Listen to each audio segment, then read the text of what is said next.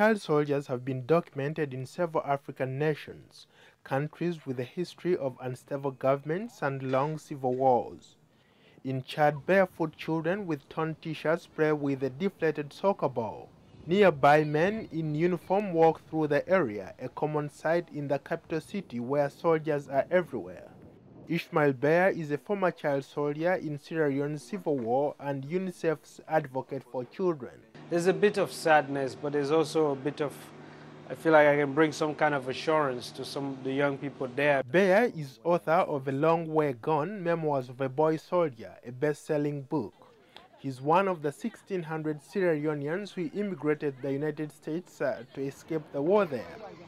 The United Nations says that children are still being recruited and used in combat in Chad.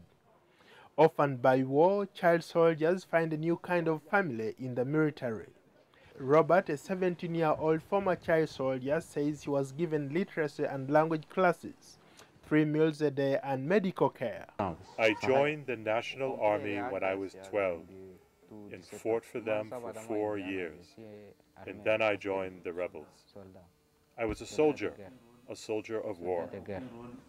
In Tanzania, another former child soldier, now a prosecutor at the International Tribunal for Rwanda, finds motivation for his work in his past. Alfred Orono is pressing his case against a Catholic priest accused of bulldozing a church and murdering the 1,500 people sheltered inside.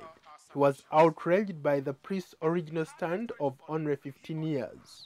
He was moving events, and the events happened, and that makes him a direct perpetrator. He committed genocide. Orono says he's committed to prosecuting these crimes because his own childhood ended cruelly 30 years ago.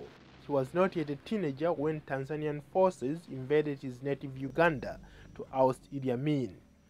Amid the chaos, he encountered Tanzanian soldiers who persuaded him to join their ranks. As an interpreter, he was given an AK-47. When Alfred was 18, President Milton Obote of Uganda was overthrown, and Alfred again feared for his life. I knew I was going to die. I was thinking I was going to die. But then something in me said that no. Alfred Orono escaped death and turned his life around, eventually winning a scholarship to study law in Canada. He was later recruited by the International Tribunal for Rwanda. Today, the boy who once held a Kalashnikov helps to prosecute crimes from the 1994 Rwandan genocide. Paul Ndiho, VOA News.